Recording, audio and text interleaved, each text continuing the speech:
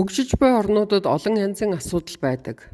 Бохир уснаас үүдэлтэй өвчнөөр өдөр бүр олон мянган хүн нас барж, өдөр бүр хэдэн сая хүүхэд боолчлогдсон хүнд хэцүү ажлын байранд ажиллаж, хүнд хүчээр дарангууллаас дайжин өдөр бүр олон хүмүүс эх орноосоо дөрвөн зугтаж байна. Энэ бол гимнүглийн нөлөөнд ор буй дэлхийн сүрч байгаа дүр төрхийн дөнгөж эхлэл юм. Дэлхийн илгээлтийн байр сууриас Христийн дагалдагчид бид энэ нөхцөл байдалд хэрхэн хариу арга хэмжээ авах ёстой вэ? Бүх үндэснийг дагалдуулагдтун гэсэн дуудлага болон бусдыг өөрийн адил хайрл гэсэн туршаал хоорондоо зөрчилдөж байгаа мэт. Заримдаа бид агуу захирамжид тэмүүлэх халуун сэтгэлийн улмаас агуу тушаалыг сахин биелүүлэхдээ хайн ханддаг. Харин Есүсийн хувьд энэ хоёр нь хизээж зөрчилдөх асуудал болж байсангүй. Учир нь Есүс цогц үйлчлэлээр дамжуулан бие махбодын болон сүнслэг хэрэгцээг зэрэг хангаж чадсан үлгэр жишээг харуулдаг. Иохан номд Христ худаг дээр хэмэгтэд амийн усны тухай зааж, мөн хааны түшмэлийн хүүг идгээдэг. Есүс Еврейчний тэргүүлэгчдэд дахин төрөлтийн талаар тайлбарласны дараа төрөлхийн сохор хүнийг идгээсэн. Лук 4:15-ыг харцгаая. Есүс Капернаумын синагогуудад сургаал зааснараа евдээчүүдийг гайхшруулж, хүмүүсээс чөтгөрийг зайлуулж, өөрөө нэрсэн бүх өвчтнийг эдгээж, Бурхны хаанчлалын сайн мэдээг тунхаглан дараагийн хот руу явв. Үүний төлөө Есүс илгээгдсэн бөгөөд шавь нараа илгээхдээ сайн мэдээг түгээж, өвчтнийг эдгэхийг дахин тушаасан.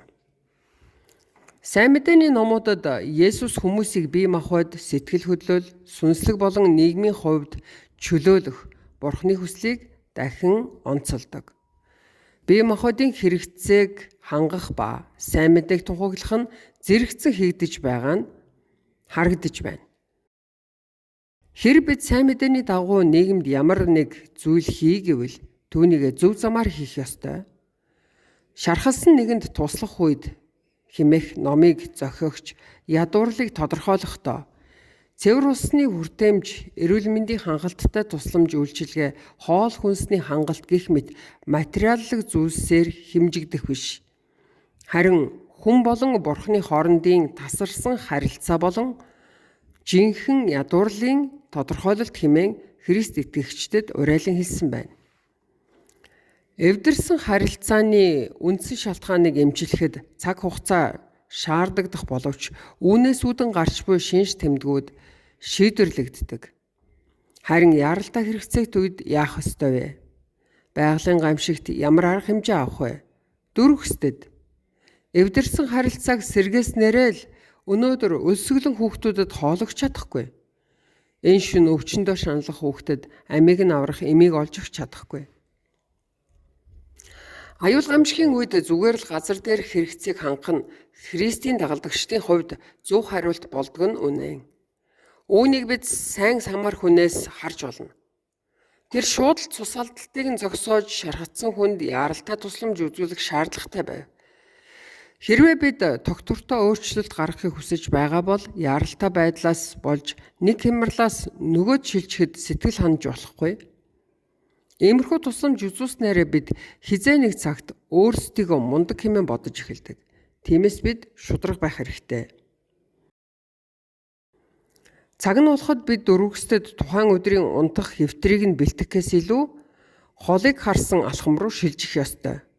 Нэг сар эсвэл жилийн дараа тэд өөртөө анхаарал тавьж чадах үс боломжийг өгөх ёстой. Алслагдсан нутгийн хүмүүст өнөөдөр цэвэр усны хэрэгцээ байгаа ч хиттэй тэдэнд өөрсдийн худгаа ухах чадвар хэрэгтэй.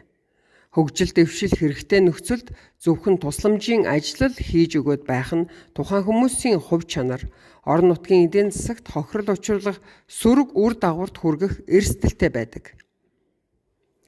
Бид үйлчлэхийг хүссэн хүмүүсээ санамсаргүйгээр гомдоож, эсвэл ядуурлыг нь уртасгаж, эсвэл сул доройч тэр хүмүүс өөрсдийнхөө төлөө хийж чадах байсан зүйлсийг нь өмнөөс нь бид хийж байсан удаа хичнээн олон байдаг вэ. Энэ нь бид сайн мэдээг үнэмшилтэй танилцуулж буй хэрэг биш юм. Христийн чуулганууд илгээлтийн талбар дээр зүгээр л хуучин цүнх, хууччин хувцас тараах, сургуулийн барилгыг будах, байшин барих зэргээр зогсохгүй. Харин Христийн хайрыг харуулах илүү бүтээлч арга замыг эдвэхтэй хөгжүүлэх ёстой.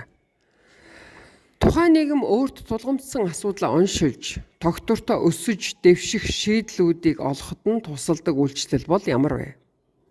Тохиромжтой үед нөөц бололцоогоор хангаж, явцын дунд тэднийг урамшуулж, тэдний нөхцөл байдал, соёл, нийгэмд нь тэдэнтэй хамт байх ёстой.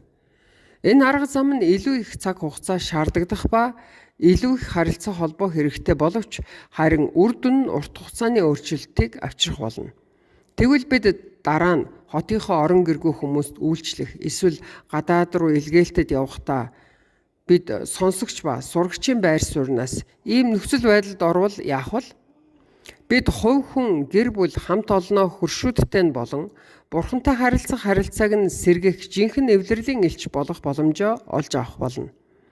Хэрэв бид ийхүү хийж чадвал ямар нэг нөхцөл байдалд яаралтай тусламжийн боолт тавих, олон нийтийн сүлжээнд сайхан зураг тавихаас илүү их зүйлийг хийж чадна. Бид Бурханыг хайрлан мөн хөршүүдэд хайрлаж, бүх үндэснийг дагалдагч болгох агуу тушаал ба агуу захирамжийн аль алийг нь биелүүлэх боломжтой юм аа.